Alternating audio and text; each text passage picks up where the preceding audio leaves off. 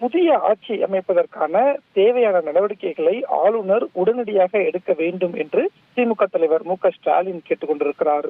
திமுக தலைவர் மு.க.ஸ்டாலின் வெளியிட்டிருக்கக்கூடிய சமூக வலைதள பதிவுல தமிழ்நாடு சட்டமன்ற தேர்தல் முடிவுகள் வெளியாகி மக்களால் தேர்வு செய்யப்பட்ட சட்டமன்ற உறுப்பினர்களின் பட்டியலை தேர்தல் ஆணையம் வெளியிட்டுவிட்டது.